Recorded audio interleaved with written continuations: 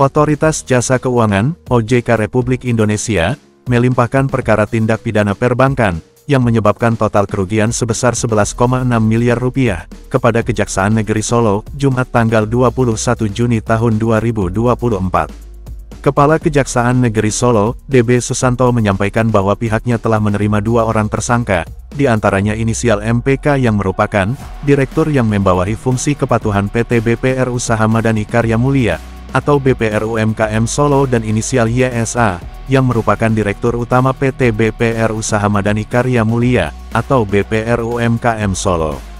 Selain kedua tersangka, Kejari Solo juga menerima barang bukti perkara tindak pidana perbankan dari OJK. Kejari juga menjelaskan, kedua tersangka itu melanggar pasal 49 ayat 1 dan ayat 2 Undang-Undang Perbankan. Yang kedua, mereka memberikan fasilitas kredit kepada 10 debitur, dengan tujuan melunasi kredit, atas nama orang lain, atau untuk melunasi kredit sebelumnya, dengan berita kerugian sebesar 9,2 miliar rupiah. Terhadap limpahan perkara tindak pidana perbankan, pihaknya akan segera menindaklanjutinya dengan cara melimpahkan perkara tersebut ke Pengadilan Negeri Solo. Saat ditanya apakah debitur yang dimaksud itu merupakan warga Solo, Kejari membenarkan hal tersebut. Karena itu, perkara tindak pidana perbankan itu dilimpahkan kepada Kejari Solo.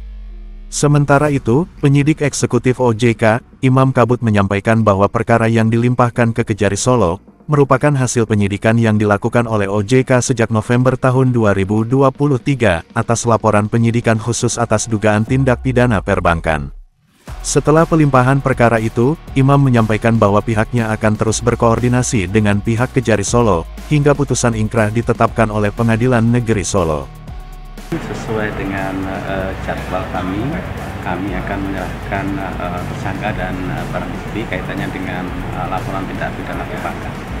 Jadi laporan ini adalah laporan berdasarkan hasil pemeriksaan khusus di Otoritas Jasa Keuangan dan telah kita tangani sejak bulan November 2023. Sehubungan dengan tersebut, penyidikan sudah kita laksanakan, kemudian kita berkoordinasi dengan rekan-rekan kejaksaan di Kejaksaan Agung, dan dari rekan-rekan Kejaksaan Agung menyampaikan bahwa kasus sudah lengkap dan bisa kita limpahkan di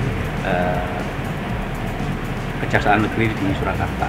Dan pada saat hari ini terhadap tersangka 2 orang kita hadapkan untuk kita serahkan dan untuk melaksanakan kegiatan lebih lanjut dari hasil penyidikan yang kita lakukan untuk dilakukan proses selanjutnya oleh pihak kejaksaan di Kejaksaan Negeri Surakarta. Ini yang perlu kami sampaikan, dan mudah-mudahan kegiatan ini dari OJK tetap berkoordinasi secara intens sampai nanti putusan ingkrah itu dilaksanakan dan disampaikan kepada kami. Terima kasih. Perkara yang dilimpahkan kepada kami adalah tindak pidana perbankan, yaitu sejumlah 2 orang tersangka. Ya, 2 orang tersangka atas nama inisial MEK selaku Direktur yang membawahi fungsi kepatuhan pada PT BPR Usaha Madani Karya Mulia atau BPR UMKM Solo. Kemudian yang kedua adalah YSA selaku Direktur Utama PT BPR Usaha Mandiri Karya Mulia BPR UMKM Solo. Ya. Apa yang mereka lakukan itu menyangkut melanggar pasal 49 Undang-Undang Nomor 7 Tahun 1992 yang merupakan Undang-Undang Perbankan, ya. Kemudian melanggar pasal 2.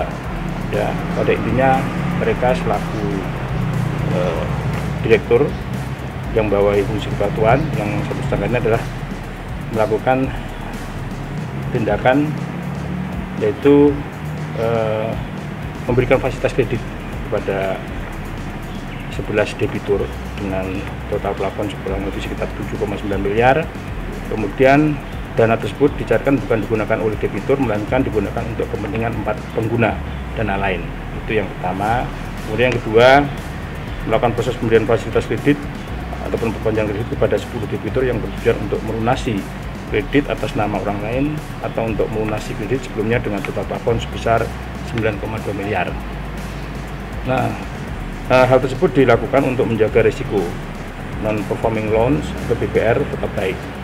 Dalam analisa kredit dicantumkan kebutuhan debitur antara lain untuk investasi, membeli rumah, atau untuk modal usaha. Namun sebenarnya pencairan kredit ini untuk melunasi pinjaman kredit sebelumnya.